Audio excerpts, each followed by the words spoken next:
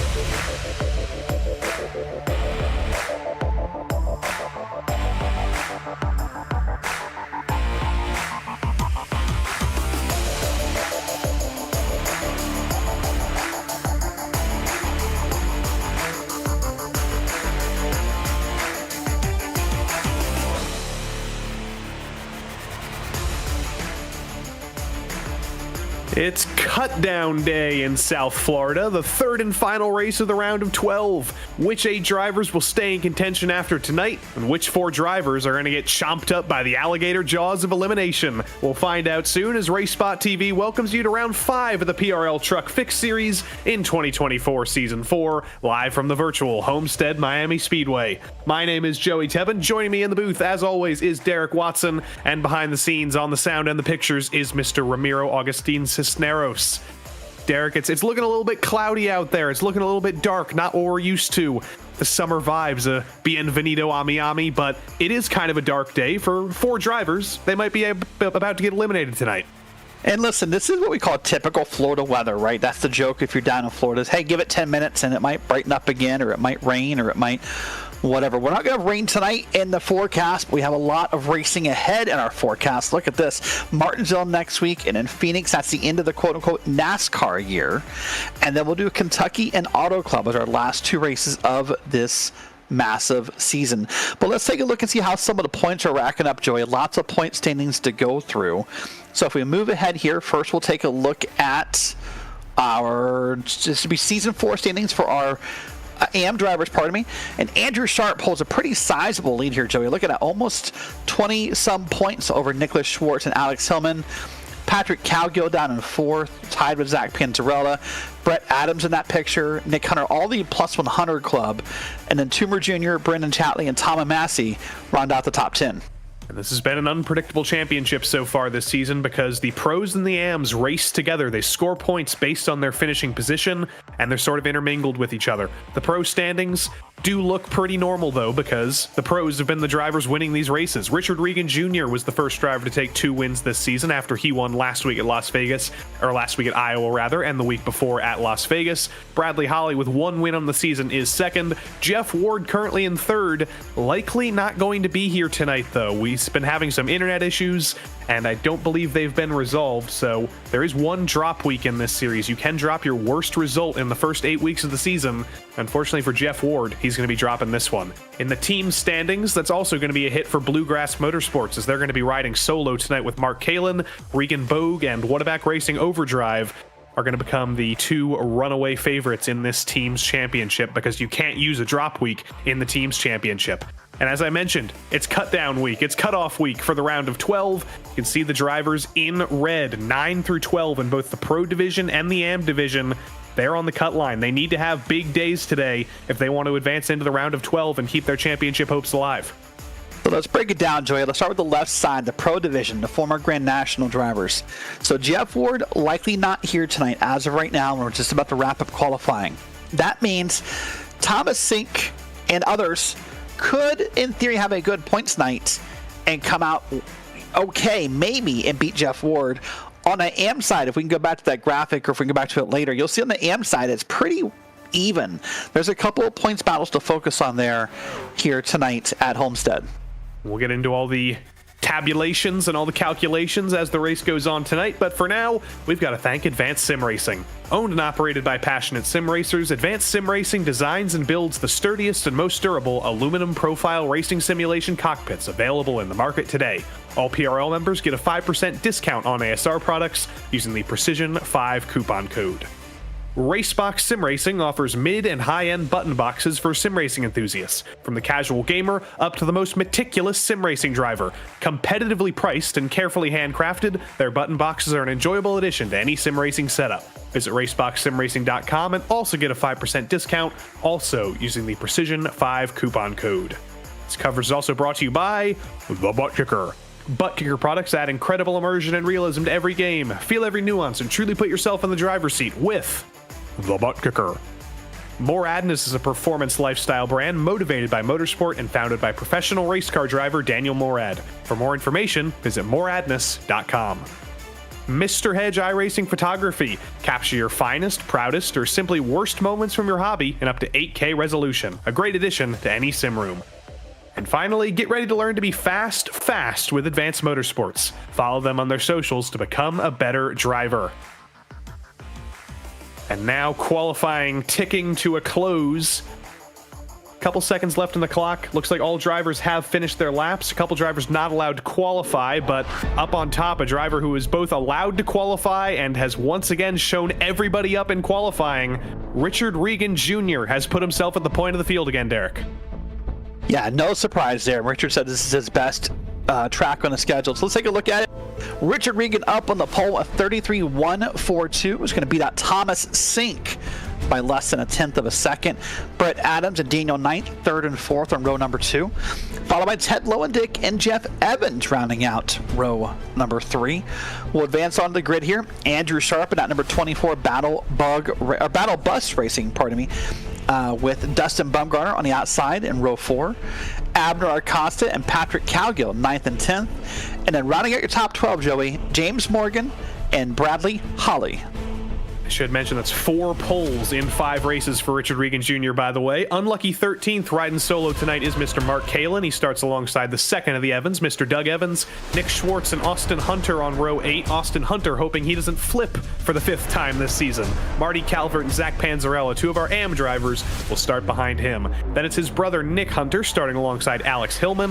One of our pros, Jacob Dunn, is 21st, and Brendan Chatley is alongside him. Mike Toomer Jr. trying to keep his playoff hopes alive in the AM Championship starts alongside Dalton Geyer in P24. And then Tom Macy, Kyle Dewey, and Tyler Graff, last 3 drivers who were allowed to set qualifying lap times tonight. And then there's a whole host of other trucks who were put on the naughty list tonight. Mike Knight, Jamie Graham, Jose the Funky Cole Medina, Philip Beaver, Mike Richter, Dylan Schmidt, and Zachary Burnt. There's actually 7 other trucks that'll be taken to the grid tonight. They were not allowed to qualify due to penalties from previous events, or in Mr. Jose the Funky Cole Medina's case, it was a penalty in a previous event that had him sitting out last week, but he's back, he's better than ever, and he's back in the field tonight. Yeah, so let's go and take a look at the conditions these drivers are going to face tonight, Joey. A 92-degree Fahrenheit track temp, 80 degrees in the air. 92 is reasonable. I mean, it's not as hot as it could be here. Typically, in a fall race, we're not going to see it that hot like we do for our first trip here, in the early season in the spring.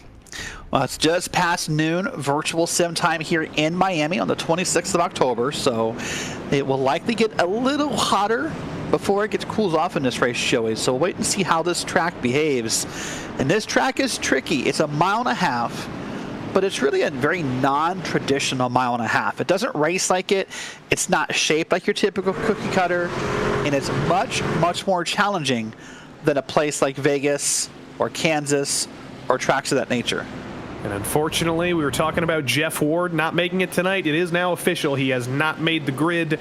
And unfortunately, Jeff Ward will be taking this week as a drop week in the Season 4 championship. You can't take a drop week in the playoffs, though, so Ward is in danger now. You see Thomas Sink in 9th. He can mathematically jump up and knock Ward out of the playoffs. If Morgan and Evans and Kalen have good days as well, there's going to be lots of mathematics to work out here, and there's going to be lots of pressure, I'm sure, for Mr. Ward if he's watching this from home. But for now, we are ready to go racing here. An hour of truck racing from Homestead Miami Speedway, led by Richard Regan Jr. for the 4th time this season with Thomas Sink to his outside. It's cut down day. It's the last day of the round of 12, and we're green at Homestead. Regan off to a great start as always, but look at Thomas Sink in the 48 trying to keep him company through 1 and 2 as the speeds rise. Sink can't get down to the bottom. Brett Adams is still to his inside off a 2. Jeff Evans up on the high side in that bright pink truck to the outside of Ted Lowendick, and James Morgan's in trouble immediately. The 12 truck into the wall on the backstretch. No caution's gonna fly, but Morgan, who is close to that cut line, is in trouble early. We'll wait and see how that plays out, but as long as he keeps it under that white line, the iRacing officials determined to be off the track and therefore not relevant. However, thing to note already, look up there in P2, Joey. Look at that. We said Thomas Sink needs a big points night in order to qualify to the next round. Well, P2 is almost as good as it gets, right? Now, it is important to note for any of the drivers, it's win and in. So Sink, Doug Evans, and all the others win and in, and the conversation's over.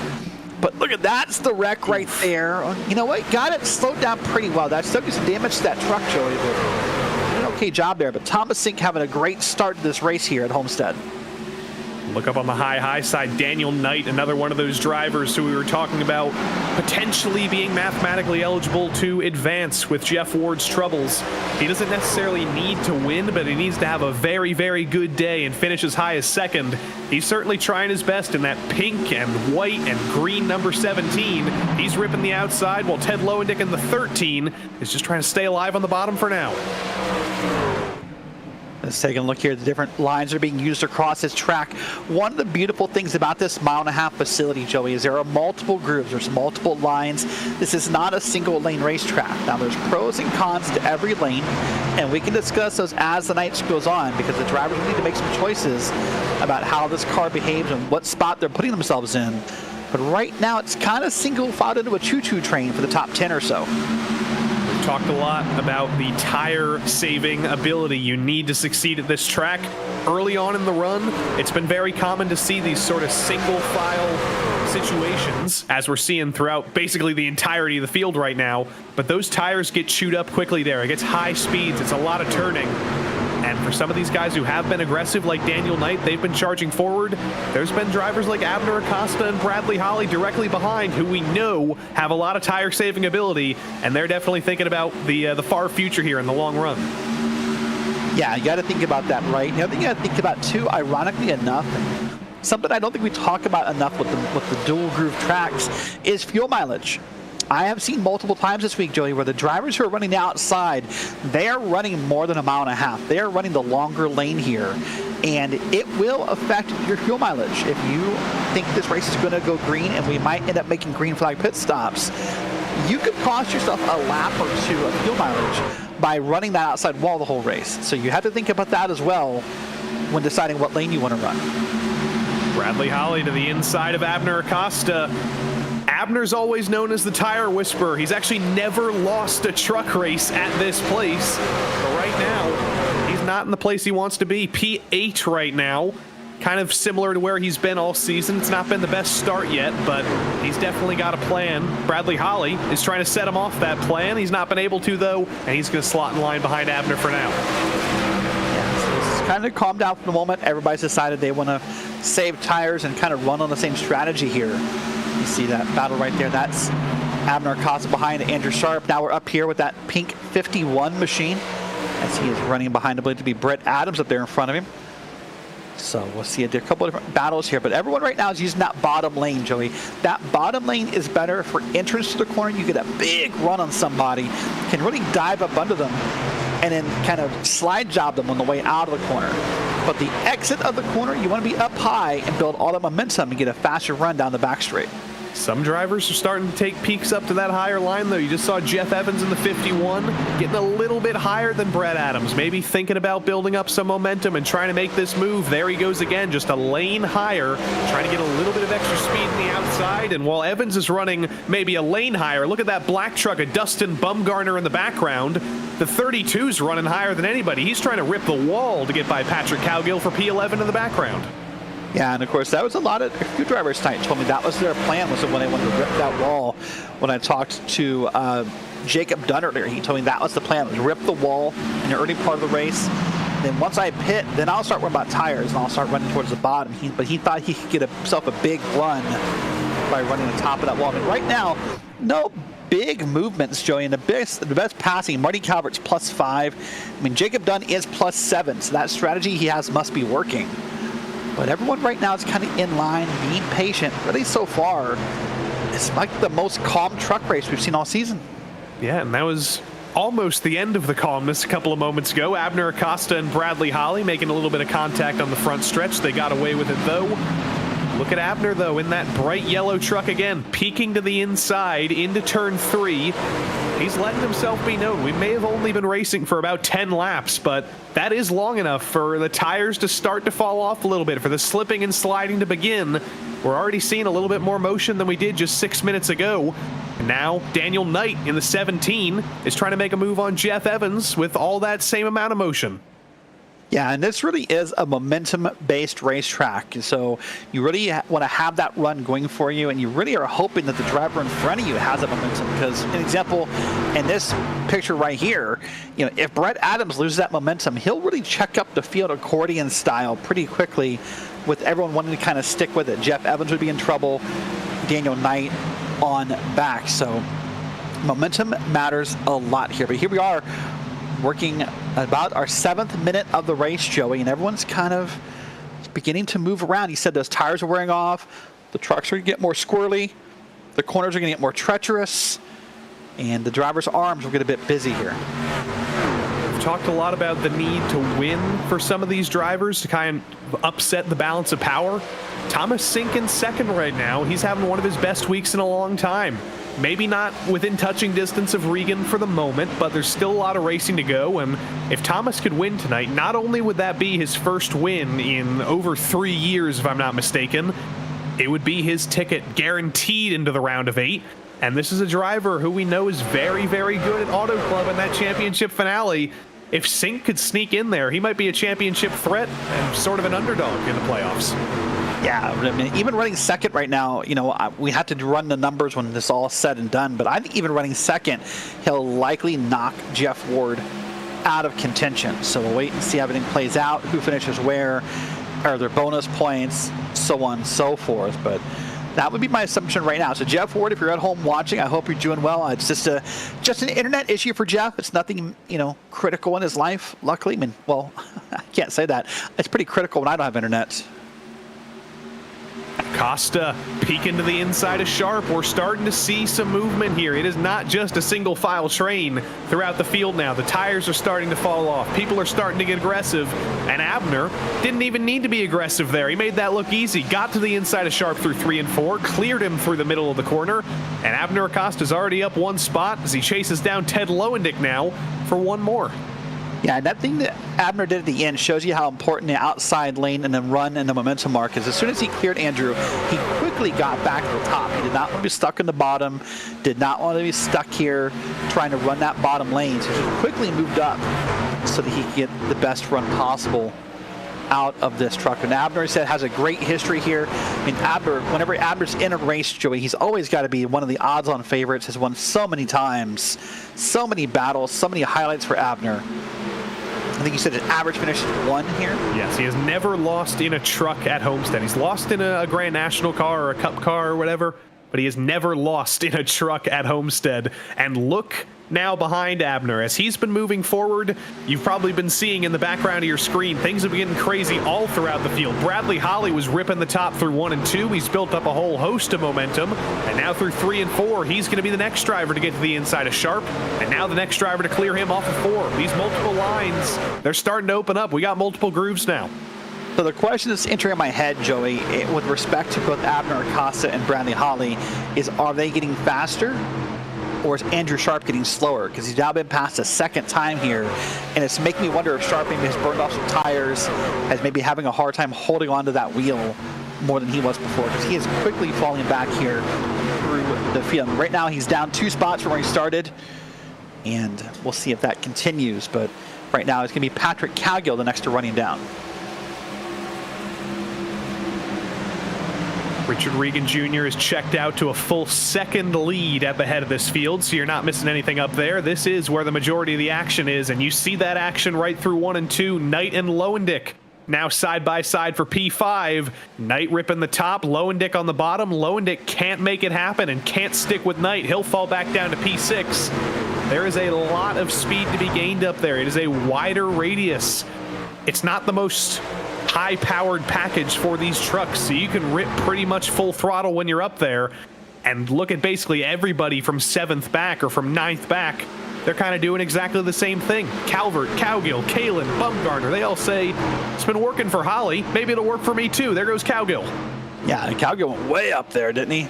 But you're right, this track is pretty unique, and it's really a lot of time on the throttle. The only time you're not on the throttle here for the most part is when you're entering that corner. And the challenge here of what I think separates the drivers that do well and the ones that don't is how patient you can be before you get back on that throttle. If you get back on the throttle too soon, you will lose this truck. It will just get out from under you, and or will sort of tighten up and ride up that hill mid-corner, and you'll lose a lot of time. But look at this side-by-side battle here. This right now is going to be Brett Adams and Daniel Knight. Now, Daniel Knight told me pre-race, Joey, he thinks if he can keep his tire management under control, he can have a good night here. He says he loves the track. He'll have fun here regardless, but he says he loves, in his words, the sliding loose tracks. They were thinking about 3 wide there for a moment with Adams and Knight and Lowendick. They were able to resolve it, but this is getting crazy here in the battle for P4, and this is a battle between Pro and AM drivers. Your current top 3 in the AM standings in this race, Adams, Sharp, and then you have to go back to Marty Calvert in P10. But Brett Adams is racing up here with the pros, and I'm sure maybe the pros are thinking, well, is Brett really an AM anymore? So I think next year Brett Adams might be proving himself as a pro. For now, though, he's still got to fight for that AM championship and keep as many of these pros between him and Andrew Sharp as he can. Yeah, we'll see what happens to that system next year. I mean, the pros and the AMs are more so decided a little bit by iRating, but a little bit by who ran what last year. Right? All the former truck drivers are AMs, all the former Grand National drivers are pros. And as you said, I mean, look at this here. There's plenty of pros and AMs mixed together. In a way, that's, you know, most drivers tell me they just race the race and don't worry about pro and AM, and it sort of works out at the end of the race. I don't know that. You know, I'm very split on the idea about this idea. As we're watching Bradley Holly here, I mean, there are drivers with better iRatings, but the Pro and AM, I think, is just maybe not the best way to describe these drivers as far as skill. Bradley Holly in a purple truck with the purple lighting behind him this week as he rips the top, gets to the outside of Abner Acosta, has to get on the brakes though. Ted Lowendick a little bit slower than he was expecting into the corner. And Holly's got to try and find some clean air up top. It's not going to be enough to get the run this time. Look at Evans and Sink, though, battling for second. It was actually Sink on the outside originally.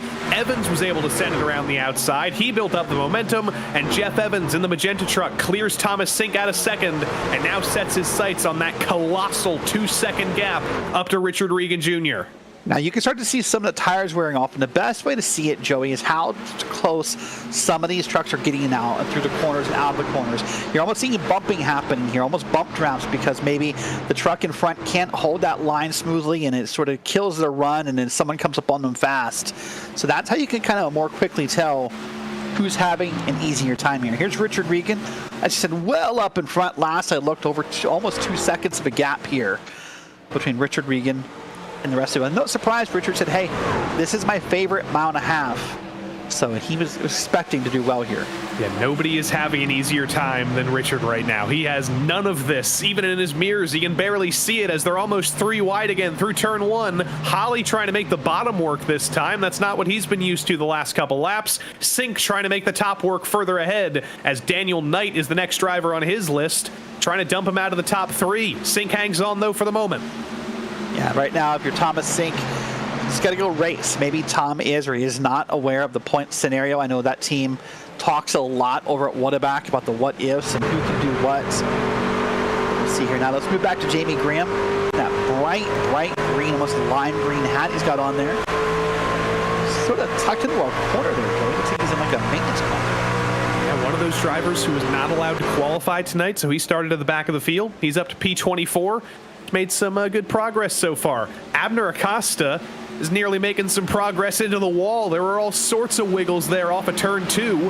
He's been on the top, he's been on the bottom. Bradley Holly's been inside, outside, wherever. And these two can't seem to stay off of each other. They're still stuck side by side. They kind of got the whole Roy Kent thing going on. They're here, they're hit there, they're everywhere. Abner Acosta, that name doesn't fit that chant like it does for Roy Kent, you know? Not quite. Too many syllables, too many A's. Brad Holly, that fits better. That's better. It's a home race for Abner Acosta, by the way. It might not be his real home, but it's his virtual home. As there's Patrick Cowgill, seemingly always feeling at home. Maybe saving a loose truck in turn 2. You know, Patrick really had a talk to me this week. You know, he said he just doesn't know what's going on this season or lately. He's ever since that. You know, we talked a little bit in the broadcast last week, Joey. Ever since that update to the trucks came out 2 seasons ago, he's really struggled, and he can't figure out why. It's kind of got him down, kind of got him discouraged, and he says he doesn't know what to do. I'm going to tell you now, and you know, he might disagree, but when I watch that truck go through those corners, Joey, and I watch how much wheel input there is in those corners, I honestly believe it's a force feedback problem, Joey. I mean, it is not typical, common, correct, normal, might be a better word, for a driver to fight the truck that hard every corner. That looked like he was like arm wrestling a bear right there in the middle of his living room. But if he changes the force feedback, we don't get to compare him to Ryan Newman anymore. Compare him to the world's strongest man with how much fighting that was right there. Exactly. We want to see Patrick Cowgill wrestling with the wheel. That would be like, I don't know what that would be like. But that's one of those anecdotes that you start and you're like, that would be like, oh wait, I have no idea where this sentence is going. Yeah, right. But the downside to that for Patrick, though, it's at a certain point, Joey. Hold on, we got a caution. I'll come back to that later. We're wrecking here. Caution. It has been one of the cleanest days so far this season in the PRL Truck Fixed Series. 17 minutes of green flag racing uninterrupted. But unfortunately, it has been interrupted by an unknown quantity. Some kind of unknown ghoul. I'm looking at the back of the field, and I believe Jamie Graham may have been involved. We'll diagnose the issue when we can, though. Yeah, wait and see what happened to Jamie Graham and get that replay loaded up here. Well, I can guarantee you right now, Joey, there'll be no question. Everyone's going to come down for tires and gas. Watch this here right in the middle. Your screen. Oh, that truck's moving around a lot and just lost it on his own. Oh, and he then hits Mike Richter, and then one of the baby blue trucks coming through. I believe that was Dr. Beaver who was coming onto the scene. I think he got away with it, but Mike Richter, not so lucky. That orange Whataback truck in big trouble early. And no surprise here, Derek. 17 minutes of green flag racing. Those tires are screaming. Everybody's coming down for 4 fresh tires and fuel. Everybody will come down. Now, the kind of good news for Mike Richter, Joey, this is a big, long pace lap, so if there is any damage, he'll get a chance to fix it. Watch again. It's going to be Jamie Graham losing the truck all on his own. Just sort of turns it, not intentionally, but just sort of lost it right there and just barely clips the back end of Mike Richter.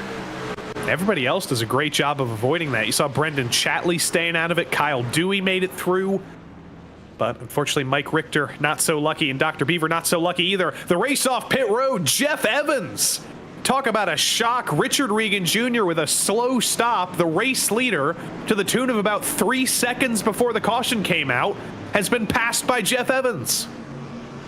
And I'm looking right now on my pylon, and there's no difference in pit stop. That's all got to be pit delta. Now, here's another story to follow right now. As of the moment, Tyler Graff has stayed out. He is currently being scored first. Now, I'm going to wait and see if maybe he just missed pit road and wants to come in this time.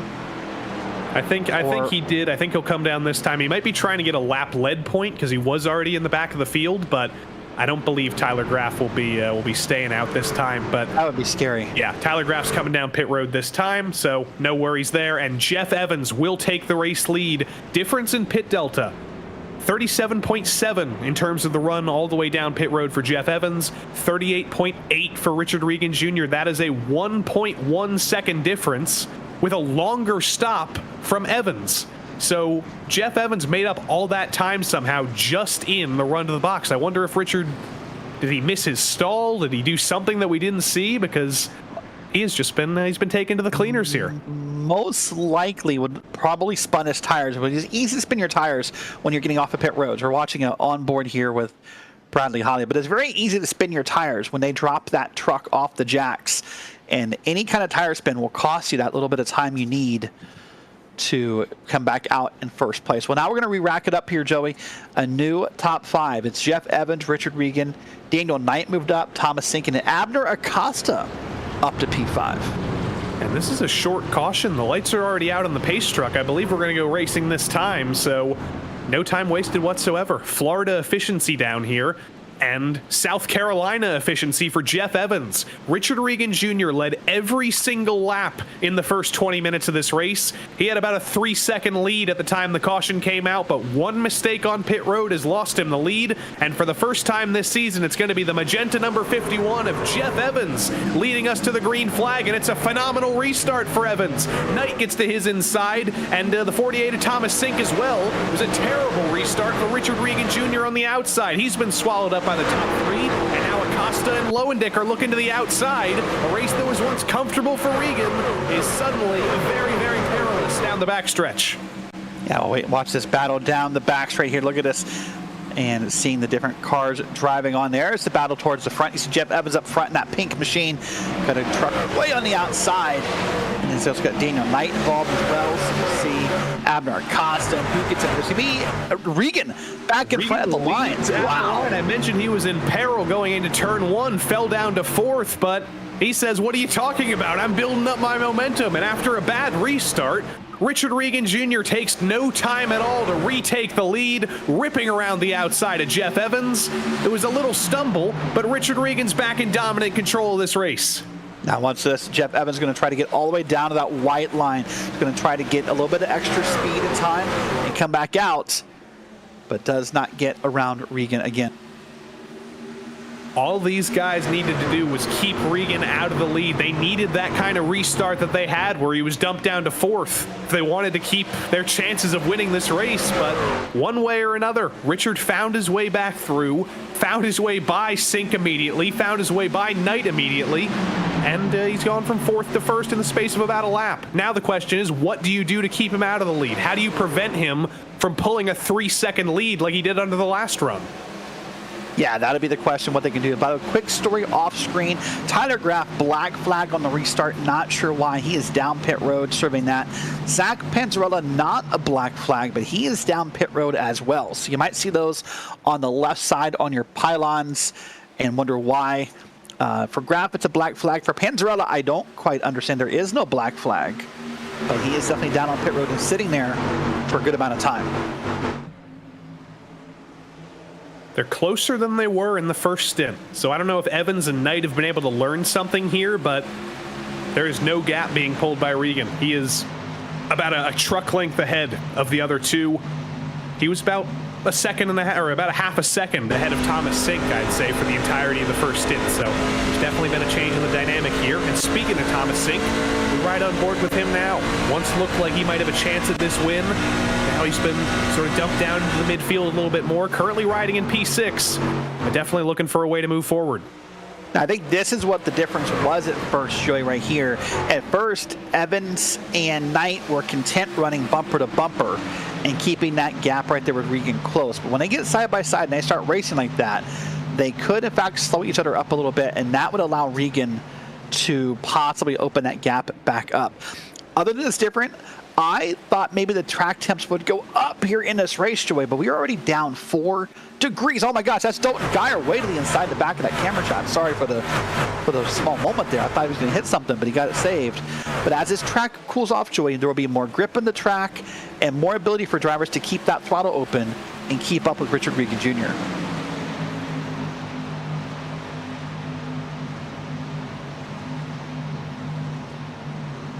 Keep on going here with about 36 minutes on the clock, and now Knight has begun to get around here and clear his teammate and Jeff Evans. So now it's going to be Regan, Knight, Evans, Holly, and Acosta, your top 5 here at Homestead. We were seeing late on in the run Acosta and Holly side by side. They're saving that for early this time. They want track position, and Bradley Holly ripping the high top, getting the momentum and switching to the inside of his teammate Jeff Evans. It's side by side for third into turn 1 between the two teammates. Side by side they are. So now Jeff Evans falling back quickly. Just makes me wonder if he's having a hard time or what's going on there. Man, him and Holly got a little close there. But I think the story to follow right now, hold on, here's Austin Hunter, by the way. A story to tell about Austin in a second. Here's next to Zachary Burnt. And, contact Hunter. Don't tell me he flipped again. Okay. He didn't flip this time. He didn't flip this time, luckily. Whew. Now, on the side of the truck, watch this as it goes by, Joey. Sometimes drivers will put winner stickers on their truck for each race they win in a season. Oh, man, that's a broken toe link. That's bad news for Austin Hunter. But behind the number on this truck on driver's side, they have now installed flip stickers for the number of races this season Austin Hunter has gone. I guess not head over heels, but hood over trunk? Something like that. I mean, honestly, if you're going to wreck that hard and be out of the race, I feel like you might as well flip. So I think he's probably disappointed right now that he didn't. Yeah, there was an unofficial bet going on in the Whataback Racing team tonight, Joey, about if or when he would flip the truck. Unfortunately, there were a couple other trucks involved in one of those earlier cautions. Schwartz is retired from the race after getting some heavy damage. Dustin Bumgarner is down pit road as well. But this is getting close up front. Daniel Knight had a great run off of turn 4. Took a little peek to the inside of Regan. He does the same through 1 and 2. Is Daniel Knight going to be the driver who's finally able to pass Regan under green flag conditions? He's not going to be able to do it on this lap, but he's going to keep hunting him down. Yeah, so far, as we said earlier, Knight said if he could keep tire management under control, he felt really good about the race. Well, so far, that looks pretty good. He is doing a pretty good job here at keeping up with Richard Regan. There's Bradley Holly up to 3rd. Holly, of course, one of the winningest drivers, if not the winningest driver in all of PRL. Got Abner Acosta behind him, so you see the cream sort of rising to the top here tonight. You got Regan, Holly, and Acosta. Drivers we always talk about in the lead are up here early. And I think I figured out why Knight is able to run so closely to Regan, why he's able to run so well. He just painted his truck identically to Regan. He just painted it exactly the same, and it's working for him. He was actually able to send it to the outside through 1 and 2. Wasn't able to make the move happen, though. There you see the final result of that attempt at a run. He's got momentum, though, and he's actually got the truck to the inside into turn 3. It was all a strategy. It was all planned, and he's made it work. Daniel Knight to the inside in the 17, side by side with Regan. Going to try and get a side draft down the front stretch here. He's not going to be able to lead the lap, but he's going to have the inside into turn 1. Daniel Knight is the first real challenge at the lead we've had all day. And the beautiful thing that Richard Regan's doing right now, Joey, is he is kind of keeping Knight in check here. He's sort of not pinching. That's maybe too aggressive of a word, but he's staying close. He's not letting Knight get those big runs out of the corner and build that momentum like he wants to. So he's sort of stifling the run a little bit in that moment. Of course, you see here Richard Regan carrying along the Susan G. Komen Race for the Cure logo here. Always great to see our drivers doing things of that nature. But look at Keegan Knight. He is moving around, Joey. He is wants to peeking, checking around, see what's available here. How do I pass Regan? How do I do it? When do I do it? Are all questions that are going through Daniel Knight's head. And they've all been questions that have been pretty much unanswered over the last 2 weeks. Regan is the two-time defending winner in this series, won at Las Vegas 2 weeks ago in a race where it was not possible to pass him. He led every single lap. He won at Iowa last week as well, a race where it was possible to pass him. We saw some other drivers in contention, but Richard still led pretty much every lap and dominantly won that race as well. So it's looking like it might be another one of those days, but we are not even halfway through this race, so there's always the possibility of things changing. Remember at Kansas when there was a caution in the middle of the race, Regan went off strategy and Jeff Ward ended up winning. There's all sorts of possibilities other than Richard running away with this dominantly. Yeah, there's lots of possibilities. And right now, lots of possibilities in this race. Obviously, the race for the lead is what's on screen here, Joey, but there's a lot of races happening because there's a lot of people trying to get into the round of 8 who are looking either to win and in or just have small points battles. On the AM side, on the former truck driver's side, currently coming into tonight, it was Nick Hunter and McGarvey were separated by 1 point as far as who would get into that round of 8. And right now, McGarvey's Nick Hunter is in 16th. So yeah, that's going to by default put Nick Hunter in. And so now it might be, is Nick Hunter in trouble from anyone behind him because of that? So we'll wait and see how that plays out. But lots of battles happening with those playoff points. When we talk about the cut line in the pro standings, Jeff Ward, the big question, not being here tonight. As of right now, he's being passed by James Morgan. He's being passed by Jeff Evans. He's being passed by Mark Kalin. He's not being passed by Thomas Sink, who is below the cut line, as far as I know. We need to do some calculations. We'll need to figure that out. But as far as we stand right now, I believe Jeff Ward is safe. We might need to do some calculations, though, because Daniel Knight's going to be in the conversation as well now that he's running second. Yeah, lots of those points come up here. If a lap is led, that'll change some things and other factors. Of course, Richard Regan grabbed those points for the pole, so we know that's been settled. But right now, if you're Thomas Sink, that's what I started to say before the caution came out. I wonder if Thomas Sink knows. I wonder if he's aware and if that's going to affect how he races tonight, or if he says, hey, listen, I don't care. I'm going to go race and whatever happens, happens. I sort of believe the first part, Joey. I mean, listen, you've worked with Whataback before. You might know a little better than me. Those guys are pretty tuned in. Those guys are pretty aware of all the scenarios, the what-ifs, the who's, the hows, and the wins. So it make you think Thomas Sink probably knows what's up, right? Yeah, he's probably aware, but luckily when you're side by side with another truck, you don't really have much time to think about playoff standings. You got to fight for your position in the meantime, and Ted Lowendick and Patrick Cowgill are doing exactly that. Brett Adams and Andrew Sharp behind. This is Ted in a cluster of AMs here. It looked like Brett Adams was going to run away with this AM win before that caution came out, but he's been kind of swallowed up through the field, and now as Marty Calvert is going to be passed by Ted Lowendick on the bottom, you got the top 4 in the AM standings in this race all together right now on the same shot. Yeah, Marty Calvert told me he feels good about this track. But here's Jeff Evans. See him there in that black and pink Miracle Flow attire.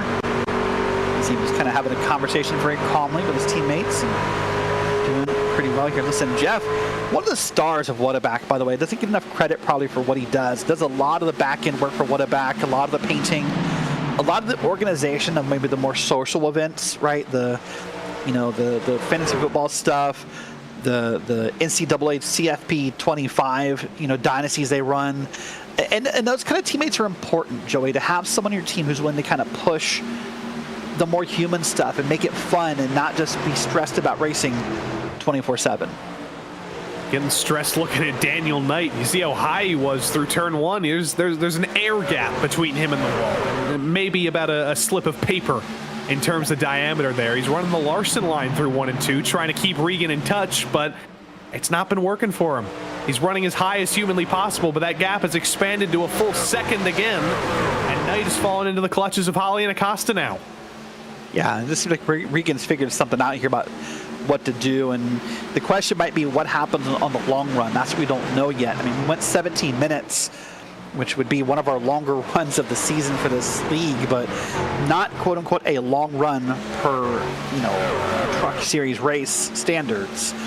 So we'll see if maybe they reel him back in as that race goes on, or if he really does know something about this track.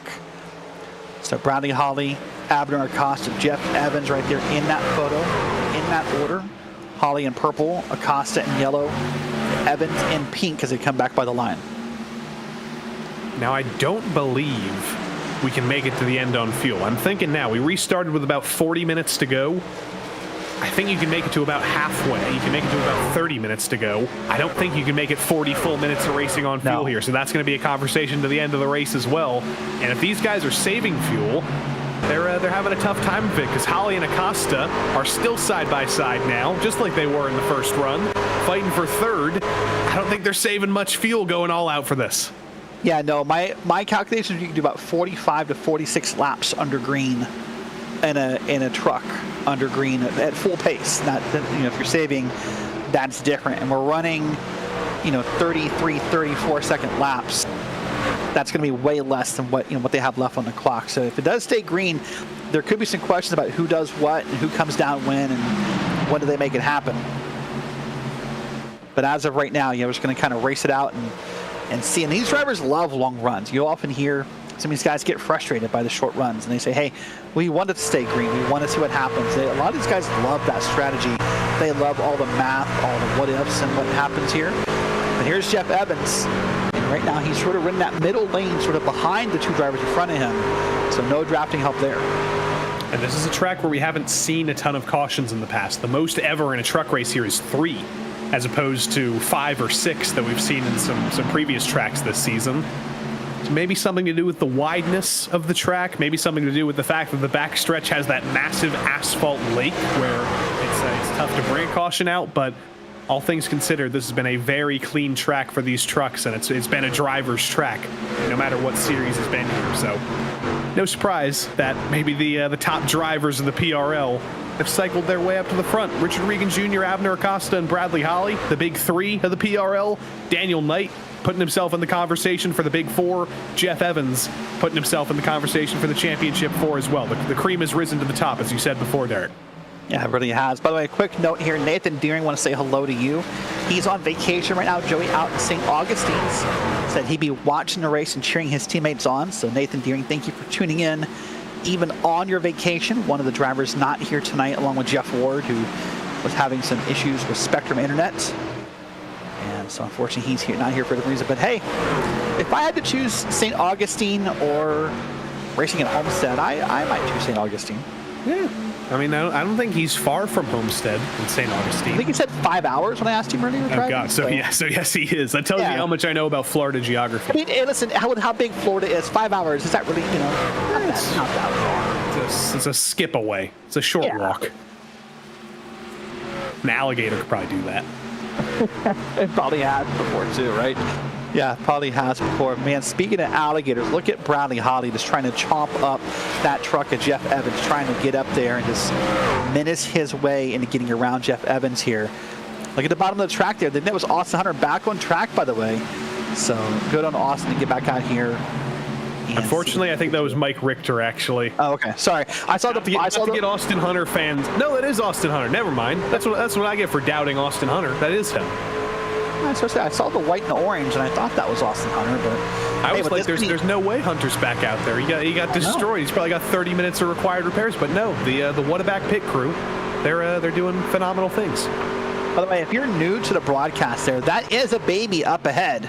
There, in fact, is a baby on board. That's a thing we see on trucks all the time. That's Ted Lowendick's newborn, Theodore Jr. He has decided maybe that if he puts the baby back there, that no one will hit him, I guess. That is exactly the reason why he chose that. He said, I don't want anybody to hit me, and who's going to hit a baby? If you punch a baby, you're terrible. But Mark Kalin is thinking galaxy brain stuff right now. We mentioned you're not going to be able to make it to the end of the race on fuel. So Mark Kalin has turned this strategy around, and he's going to be the first driver to take the risk and bring that truck down pit road under green. And this is about the halfway point from when we went green. It's not too far off of it. It's not exact, I don't think, but it's within the realm of, you know, halfway point. So the cool thing about that, and why I like that call, Joey, is you know how the truck's going to behave. It should behave exactly the same way towards the end of the race as it was right there. It's just mathematically equal. Now here's the downside to pitting under green. If you watch Mark Kalin, look at that. Well, just that. Like, he's going to get passed really hard, because look at that long pit exit road. The drivers are not required to use the pit entrance road here, but you are required to use the pit exit road. And so it's longer than your typical pit delta, but you have to add in that line right there. So it's a long time under green. So if this does not stay green, Mark Kalin will get bit by that bug. Those trucks that just passed him were not back markers. Those were the leaders. Mark Kalin is now a lap down, and he's going to have to fight, or at least hope, that no caution comes out if he wants to stay on the lead lap. Abner Acosta, in the meantime, was able to get by Daniel Knight, so the Tire Whisperer is now up to second. It's been a slow and methodical march forward for Abner Acosta from 8th to 2nd, and now the Tire Whisperer only has one truck ahead of him to keep his undefeated streak at Homestead in a truck alive. Unfortunately, there's 1.7 seconds between him and Regan. That's the problem. A lot of people do call Abner Mr. Long Run. So wait and see what happens if he can make that up here. And then behind him, Daniel Knight, Jeff Evans, Ted Lowendick. But look at here. Look at those new tires coming into play. That's Mark Kalin on the bottom there, I do believe, trying to make a pass here. Now, the quote-unquote kind of good news for Mark is, yes, he got lapped, but really not by much. I mean, it could have been way worse further down the field. So as he'll continue to dominate through the corners here, the question is, how fast can he catch the leader and get that lap back? Gets by Evans, gets by Knight. They were 3 wide down the backstretch, and there is the difference on the bottom of your screen. Kalin just screaming by Acosta. Those 34 lap fresher tires, they're doing big things for Kalin. He'll be back on the lead lap in a matter of moments. The battle for 14th on the top of your screen is big as well. Nick Hunter has had a good drive forward through the field. He's up to P15. Mike Toomer behind him, fighting for his playoff hopes. James Morgan, remember him on lap 1, hit the wall, thought he was out for the count. He actually was able to drive his way forward after hitting the wall on lap 1, actually met up with the back of the field by the time the caution came out, and now he's legitimately recovering to potentially be in the fight for a top 15 or a top 12. And speaking of recovering, we're hearing lots of pit road calls, Joey. And so lots of pit stops are going to happen here in the next lap or two, so lots of drivers coming down. So again, the thing all these guys got to worry about is we stay green through the pit cycle. That's the biggest part of it here. But man, look at that. Look, that was Mark Kalin. Remember, he just passed Abner Acosta like 2 laps ago, and look how far ahead he was. And as a driver, I have to tell you, when you get a driver out there on new tires who's passing by you that quickly and leaving you behind, that'll mess with your psyche. It messes with your self-confidence. It messes with your thoughts about your strategy, because, hey, listen, if Mark Kalin can go that fast on new tires, I want new tires. And it'll make you start to abandon your plans pretty quickly. Kalin has gotten back to the lead lap, by the way, and you saw on the back of your screen, Bradley Holly is down pit road. Thomas Sink is down pit road. Some of the heavy hitters have decided to make their move here. They're thinking about jumping Acosta. They're thinking about jumping Regan. Because as we speak, Regan has only extended that gap over Acosta on these old tires. Abner had to use up so much to make those moves to get up to second that even the Tire Whisperer isn't on the exact same quality tires as Regan, who's been leading most of the way. So we'll wait and see what happens with these pit stops, Joey. Well, I'm curious to see if someone is brave enough to make the 2-tire call. Here's Patrick Cowgill coming off the pit road. So he'll now make his way back on the track. Look how long this access road feels. There's no speed limit here. You can go fast, but of course you don't want to go too fast and end up in that grass or somewhere up on the merge line. Good job by Patrick there. But a long time of a wait there. Let's see what happens. So here's Jeff Evans. Still technically running in the 3rd place for now. But I'm wondering, Joey, is anyone going to be brave enough maybe to make a 2-tire stop? You don't need a full tank of gas here. So could someone try to see what happens? I think with 18 minutes to go, that's probably a little bit too big of a call. I think those left side tires wouldn't be happy with you, but Brett Adams has stayed ahead of Andrew Sharp in that battle for the AM win. Remember, these two guys and a couple of others were separated by absolutely nothing. Patrick Cowgill as well. This is a battle for position, re-emerging after the pit cycle. Cowgill to the outside, Adams on the inside, Dustin Bumgarner on the scene as well. That's one of the pros, but these two guys are battling for AM position, and Patrick Cowgill swallows up Brett Adams. Yep, so here is Brett Adams. You know, he told me he thought the key to winning tonight was ripping the fences off a restart. Well, bad news for him, but good news for us. There's not been that many restarts for him to try to take advantage and rip the fence on the restarts. He's having to do it all on the track as of right now. We're back up here watching Abner Acosta. Look at this battle here. That's Jeff Evans. That's Bradley Holly up top with new tires. He's going to pass Abner's on. bringing it down. Abner's bringing it down, but he's almost spinning it onto pit road. He did get it pointed straight. He didn't spin entirely, but did he get that truck slowed down to pit road speed? Yes. Or is Abner Acosta about to get caught on pit road speeding? We'll learn as he pulls into his stall here. So far, no black flag for Abner Acosta. I can say that right now. He is good to go per the officials. Wow. That's impressive. That road course training, those braking abilities always seem to come in clutch for Abner Acosta, whether it's coming down pit road at a place like this, whether it's at the super speedways. He finds a way to make it work. Richard Regan Jr., though, saw what Abner did and immediately comes down to cover him off. Now, the problem for Abner Acosta, we're going to watch here and see what his pit road delta will be, because when you have a spin like that and you have a loose truck like that, you're going to spend a little bit more time getting that truck rolled up and lined up correctly. So we'll see how much more time he spent on pit road, quote unquote, and if that comes into play at all. There was Abner at the back of your screen coming out of pit road. Here's what happened to him. Just absolute craziness. Almost gets into the barrels, Kyle Larson style, but is able to save it. And now we do have to watch the blend here. Acosta versus Regan. Regan is exiting pit road now. You're going to see Evans and Lowendick, I believe, come by him here through 1 and 2. Look at Abner Acosta behind him, though, on those fresh tires. This is going to be the blend for the race lead. This is going to be the merge. And Abner Acosta is nowhere to be seen in terms of Regan. They're not even in the same shot. That's how much time he's lost. Bradley Holly, though, has managed to jump Regan in the pit cycle. The battle for 8th is the battle for the race lead. We're assuming Mark Kalin is ahead of both of those guys. He's got about a 6-second lead after coming down pit road before anybody. He's going to be on much older tires than Holly and Regan, though. The battle for 8th and 9th is likely the battle for the lead right now. And look at this plethora of drivers. There's no calmness to that battle whatsoever. There were 3 wide back there. They were making moves. They were trying to make it happen. And now here we are, 2 by 2 as we come down to the corner. This is Dylan Schmidt, Mike Toomer, Jose Medina, Zachary Burnt. And look at that. Toomer lost a lot of speed to that corner. I'm sure if he got a little too close to the truck in front of him and got nervous or had to back it up, but he just quickly was moving backwards in the middle of that corner, Joey. And these guys are hoping for a miracle. They're hoping for a caution, and they're hoping that they're not involved in it, because they want to, they'll have fresher tires if the entire field comes down. If we do get a caution later in this run, have to wait and see, though. I do wonder, though, Mark Kalin in P7, if we can take a look at him, he has a 5-second lead right now over Bradley Holly. You can't even see Brad in the same shot right now. There's 14 minutes left to go. That's probably about 28 laps of racing. I wrote him off a little bit. I said he's going to have much older tires than Holly and Regan. He's going to get caught, but a 5-second lead is pretty big. Do you think Mark Kalin might actually be able to make that work? Yeah, I was taking a look to see on my scoring pylon here if we can find the numbers of when they pitted. Mark Kalin pitted on lap 62, and there's only 6 laps difference between him and Holly.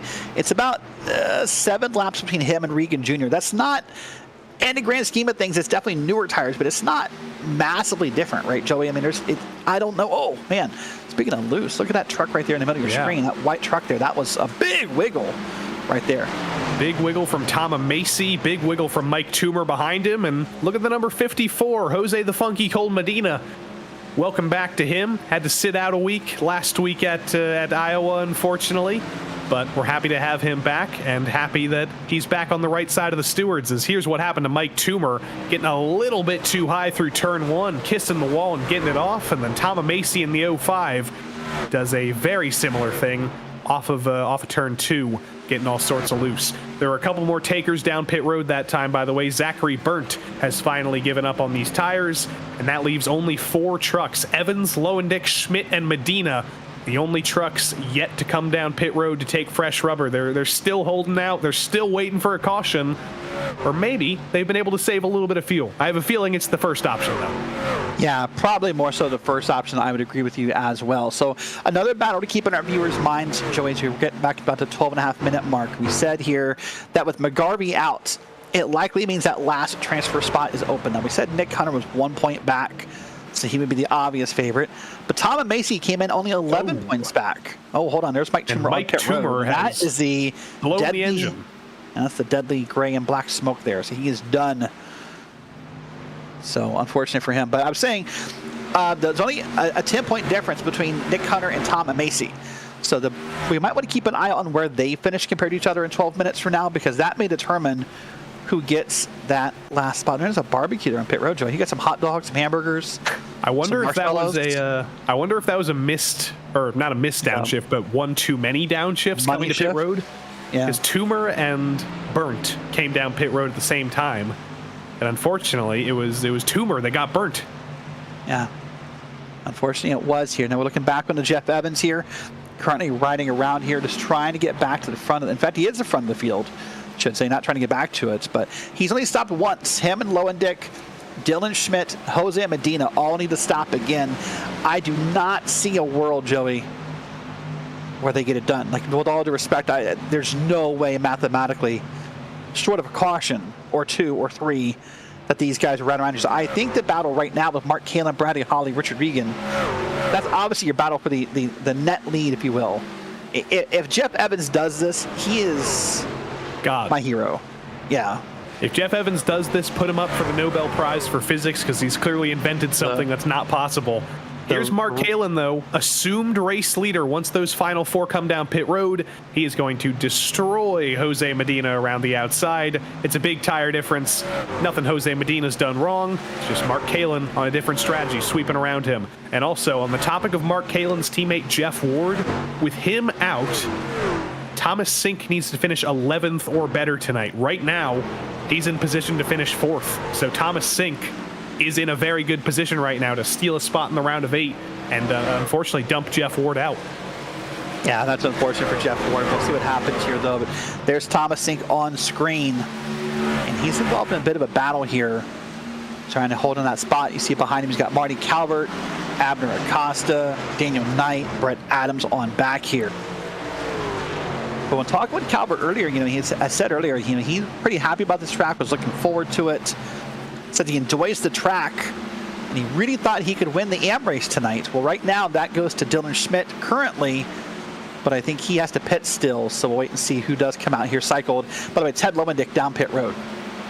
One of the final takers. There's only one left. Jeff Evans is the sole truck on track right now. Or actually, there's 2. Dylan Schmidt, now that he's been passed by Mark Kalin, kind of caught me off guard there. Evans, Schmidt, and actually Medina as well all need to bring it down pit road. But you have to imagine that with Ted Lowendick bringing it down this time, probably not going to be waiting much longer. They don't want to let him swallow them up. Holly swallows up Jose Medina for P4, and the gap up to Mark Kalin now, it is shrinking. It's down to 2.2 seconds. It was as high as 5 before. Holly has been catching Kalin very, very quickly and very, very forward-steppingly. I'll invent a word there. He's been taking huge chunks every lap, and I think he's looking at the lead very soon.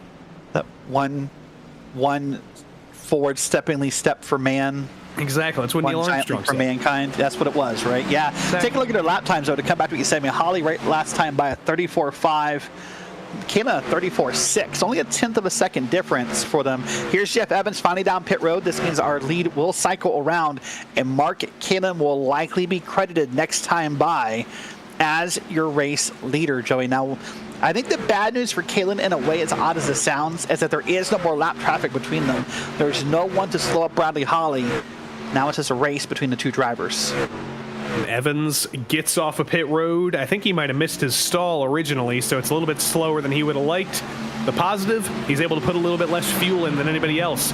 Negative for Richard Regan Jr., he's been passed by Abner Acosta into turn 3. Acosta on fresher tires than Regan by one singular lap is able to swallow him up, and Daniel Knight in the 17 is on the scene as well. Dylan Schmidt's going to bring it down pit road. The AM leader, no longer the AM leader. He's going to drop down to where he was expected to be. But suddenly, as Abner Acosta makes the pass for third, Daniel Knight's going to make the pass on Regan 3 wide as well. Acosta is suddenly going to be in the fight for this win if he can chase down Holly and Kalen. It's going to be a great battle here. Here's Jose Medina up front there, sort of in the way, and I bet Richard Regan's not happy with that. He gets way to the bottom, and he'll cycle it back up the track. Look at that. Tracks it way up high. I thought he would have done it sooner, in fact. But there's Thomas Sink now up to P6. You said you think the target number is P11.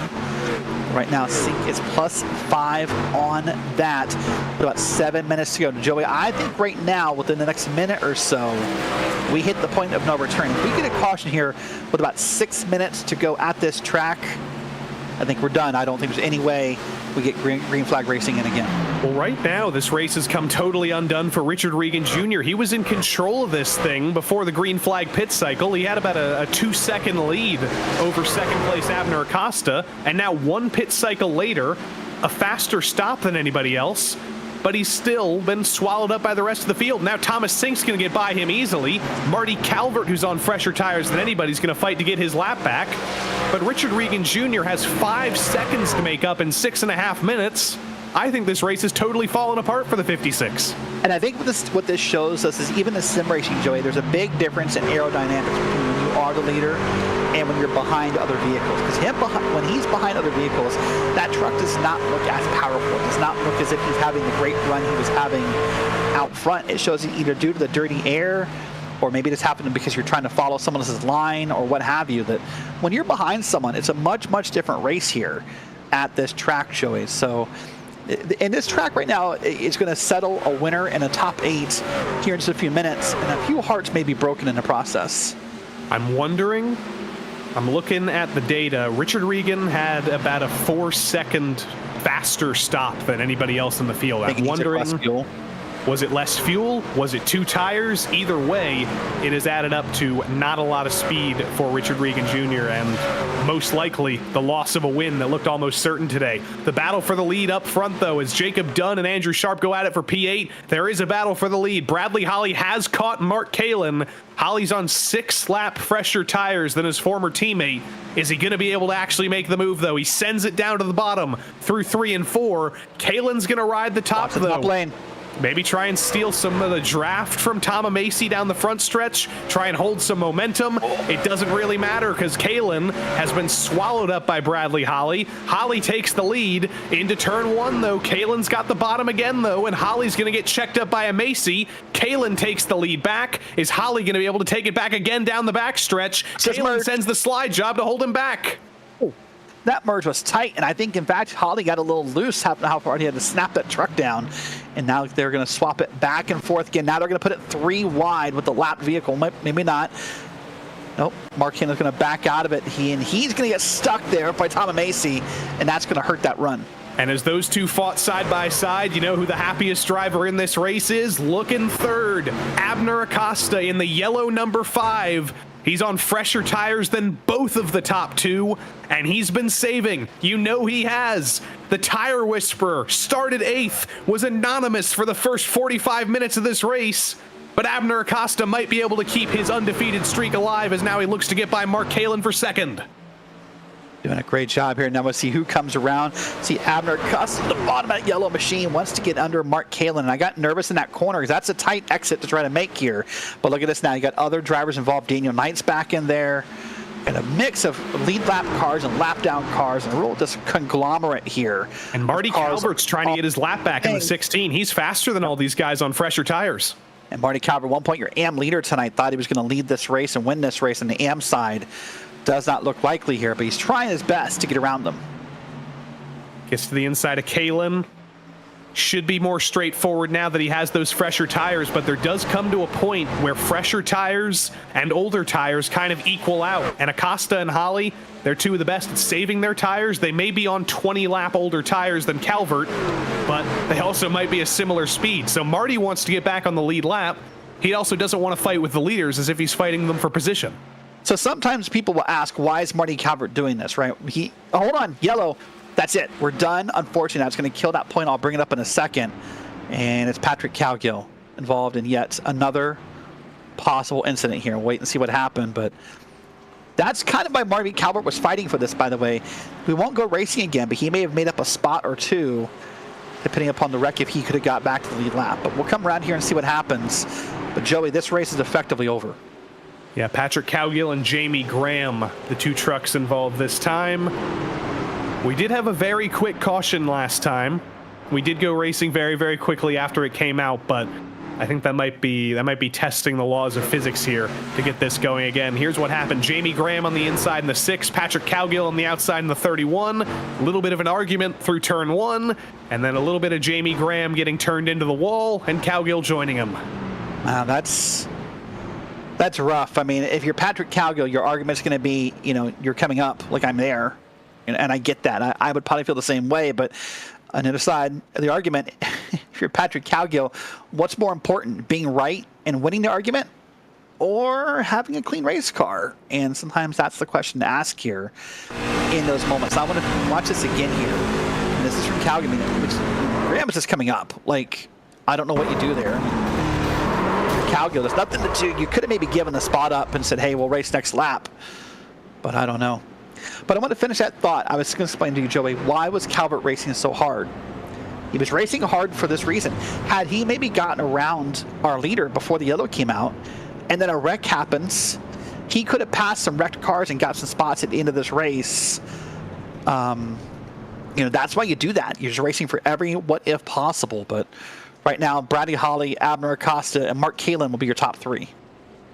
And this is it's so unfortunate because that was shaping up to be an incredible battle. Acosta catching Holly, fresher tires, but kind of equaling out at the end of the run. And alas, Bradley Holly, kind of like how he won at Talladega, he took the lead at the right time and was able to hang on when a late caution came out. And in one lap's time, we will not go green. Bradley Holly pick up his 2nd win of the season. And yet another win off the checklist here for Bradley Holly and PRL. This continues to increase that gap of wins here. Man, oh man, what a night, Joey. What a fun racetrack this is. Listen, this racetrack's had many memorable moments across iRacing, right? This is the site of the very first televised eNASCAR finale on NBCSN. Was the site of the NASCAR Pro Invitational during COVID on Fox. So this track has seen a lot of airtime, even in a virtual world, and tonight it's going to see Bradley Holly get another win. 1 lap to go, sort of a victory lap for the driver in the number 184. He's had a very good run in his own right here at Homestead. He might not have the perfect record of Abner Acosta, but he's got a bunch of wins here. He was the winner of the first truck race here, if I'm not mistaken, and he will add another to that resume. Also, in terms of the playoffs, Thomas Sink will register a P6 finish tonight, and I do believe mathematically that will jump him ahead of Jeff Ward. We know it'll jump him ahead of James Morgan. We know it'll jump him ahead of Jeff Evans, and we know it'll jump him ahead of Mark Kalin. Actually, it won't jump him ahead of Mark Kalin, but it will jump him ahead of Jeff Ward critically, and we'll let the calculations happen over the next week. The stewards will do their job. The PRL folks will do their job, but I do believe that means that Thomas Sink will get that final spot in the round of 8 in the Pro Division, and I do believe that means one driver, maybe Nick Hunter, will take the final spot in the round of 8 in the AM Division. But out of turn 4, under caution, it's not the way Bradley Holly wanted to cross the line, but it's going to be the position he wanted to cross the line in. Yet again, for the 2nd time this season, Bradley Holly wins in the PRL Truck Fixed Series, adding to his incomparable total in the PRL, 107 wins, and that's just on ovals alone. Talk about total wins, that's going to be 125. It's a century and a quarter century now for Bradley Holly. And Brett Adams, the driver of the number 23, he's going to pick up another AM win in P7. Yeah, you see him going down here. Mark Kalin giving congrats to one of his best friends here in the league and giving his moment here. Mark Kalin, by the way, great call. We questioned it, said was it right, but listen, when you can finish a podium here in P3, I think you did the right thing. Well, here he's going to come down the road here, Joey, and do his burnouts and celebrate as he should. Mark Kalen's going to sit on track and observe and watch it here.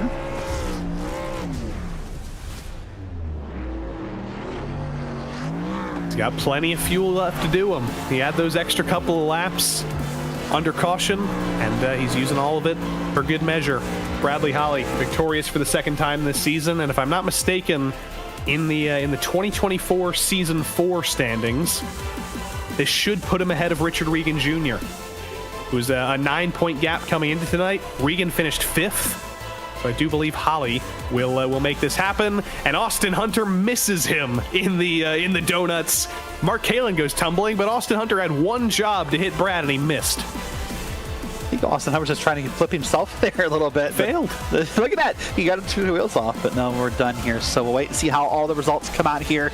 Keep in mind, the results on screen, Joey, might be a little weird because we had that yellow flag in the race. Yeah, sometimes this gets wonky.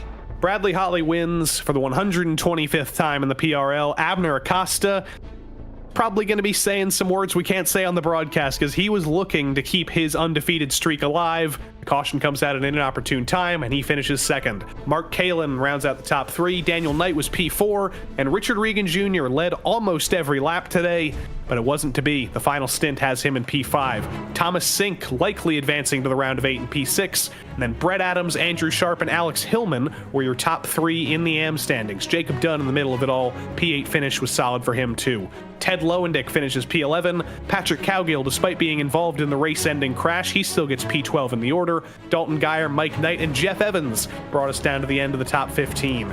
Dr. Beaver was P16 ahead of Nick Hunter, Kyle Dewey, Doug Evans, and Jamie Graham. Hunter and Dewey both hoping the points go their way, and they might be able to make the round of 8. P21, last couple trucks on the lead lap, was Marty Calvert, the last single truck on the lead lap, that is. Schmidt, Amacy, Chatley, Burnt, Medina, and Morgan all went 1 lap down each. Then you start to get into the used truck lot of trucks with heavy damage. Mike Richter, Zach Panzarella, Tyler Graff all ran into assorted amounts of trouble. And then the very used truck lot, Austin Hunter with that damaged truck from the early crash. Mike Toomer, Dustin Bumgarner, and Nicholas Schwartz rounded out a 34 truck field tonight. But the winner, yet again, was Mr. Bradley Holly, and yet again, we're talking to Bradley Holly. Brad, that caution was probably very unfortunate for Abner at the end of the race, but do you think you would have been able to hang on anyway with 3 more minutes of green flag racing? I don't know. I mean, I saw before I caught Mark, he was about a 10th or 2 faster than me per lap. And then when I caught Mark, that basically closed the gap, and I'm pretty sure he would have gotten by me. I wouldn't have had anything for him. So it was a sort of a strategy race. We had longer runs than we've had before this season, and you kind of showed up everybody. Richard had a bad time. He ended up P5. Mark didn't have a great time. Does this give you confidence for maybe some of the later races, maybe Phoenix, maybe Auto Club, that if we do have lower caution races, you might be in one of the best spots? Oh, yeah, possibly. I mean, I'm not sure what happened to Richard. I was surprised he wasn't catching me. Mark, he pitted so much earlier than I did that, I mean, I knew I was going to catch him at some point. But you know, Abner's a god when it comes to saving tires, and he was able to do a good job on getting through traffic and getting to my back bumper, and, you know, fortunately, caution fell for me. Well, Brad, you're the championship leader now in Season 4. You're going to the round of 8, obviously, with a win. So we'll see you next week, and we'll see if you can lock yourself into the championship 4. Thank you very much. That is Mr. Bradley Holly, a winner yet again in the PRL. Unfortunately, a much more unhappy driver is probably going to come up next. Abner Acosta is with Derek Watson. Well, Abner, P2 is we're going to finish tonight. Looked like maybe you had something towards the end for Brad, so I'm going to ask you the very obvious question first. In a world where the yellow flag doesn't come out, do you believe you would have caught Bradley Holly? Oh yeah, 100%. I just had better tires, and he was kind of falling off, and my pace was better. But I mean, it's also I would have had to pass him. But yeah, I think I would have passed him. Who knows? Well, really a big run for you tonight. You got up through the field. I think you finished, I think, +7 on where you started. So was it just a hard qualifying run tonight, or what happened to have you start back there in P8? I just haven't put a bunch of time on qualifying, which I should change. You know, with the whole hurricane, had no power for a couple of days and no internet. You know, I haven't really sat down and kind of put a bunch of time in. But it's definitely something that I need to fix, just because with my racing style, I start in the front, I can kind of maintain it and kind of get that long run that I always do. But if I start in the back, I lose a couple spots, and trying to go through the field always, burns my stuff up, and it's difficult. So definitely need to get better on the qualifying. But yeah, just not putting a bunch of time in. But I'll see if I can fix that. So. And I do apologize. I should back up. I know in the broadcast a couple weeks ago we mentioned we thought you were near the storm. So I'm going to take a second and ask you personally, how are you? How are things? How did you do dealing with the hurricane? Yeah, no, everything's perfect. Like, nothing happened to the house or anything. I actually slept through the whole thing. But I slept through the whole thing. It was fine. It was perfect. But I didn't have power for like 5 days. And then once I got the power back, I lost internet. So it was like this whole deal. But as far as like health, family, everybody's good. No issues. So that's, can't complain. Well, listen, we know you've advanced into the next round. That math doesn't need to wait for that. We know you're in. So next week at Martinsville, what's your outlook? Ooh, Martinsville. To survive, I definitely have to qualify in the front for that one. So thank you for the reminder. I know Richard's really good there. Brad is good as well. Knight. So, qualify in the front and survive and not kill anybody to get down. That's the goal. All right, bud. Well, listen, we're glad you're okay. I'm a little concerned you slept through it, to be honest with you. I'm just slightly concerned to hear about, but I'm glad you're okay. And we'll see you next week. All right, guys. Have a good night. All right, Abner, have a good night. That's Abner Acosta finishing P2 tonight, Joey. And then we're going to keep this herd up as well. We're going to catch up with the P3 finisher, sentimental favorite Mark Kalin. Mark, that was a heck of a run tonight. Yeah, luck was on my side. I was worried about this race because I hadn't put in a prior laps in before joining practice this evening. Been busy with other things. And everyone had been telling me it's a tire saving race, and well, as you all are well aware, I'm no tire wizard, so I was a little worried, and just had to go a little bit out of the box and use a different strategy than what most people would use, and boy, did it pay off. We saw you pit first. Was that a calculated move of just splitting it in half, or what caused you to be the first one down pit road? Well, I wasn't aware that it was halfway through that run. No, I'd heard a couple people pit already, and I kept looking over at my my data screen, and like, well, I'm gonna be short. Everyone's gonna have to pit. No one can make it. If it stays green, I feel like this is gonna be the best option. And so I just said, heck with it, and tried something different. Tried to pit a little early, gain a little time on the leaders, because the old saying, if you follow the leader, you're going to follow the leader, you're not going to pass anyone. So I wanted to try something different, and it paid off. There you go. Well, we know you're in next week into the round of 8. We start at Martinsville next week. Is that a Mark Kalin track? It is. I have actually been on the outside pole there a couple times with Abner. I think with Abner both times.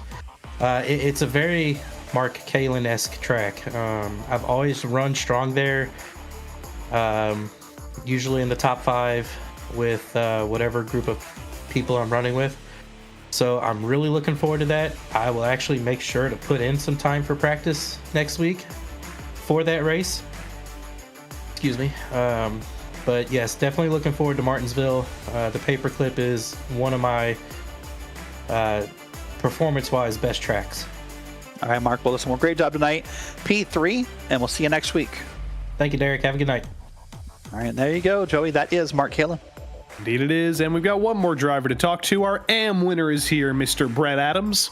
P7 on track, but yet another AM win for you, and look pretty comfortable out there. I'd say you were the lead AM for the majority of the day.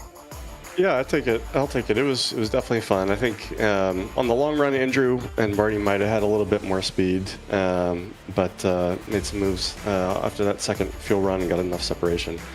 Bummed about that last caution, though. I feel like I definitely could have gotten around up to P5. Was going to jump out to the outside, actually, at that next lap. So you are officially going to the round of 8. We don't even need to do any calculations. You know you're going there no matter what. Nice. How are you feeling with those next 3 tracks? Do you think you're safe to make the championship 4, or is there anything you're worried about? How are you feeling? No, I'm feeling great. I'm just grind it out and then looking forward to that big final race.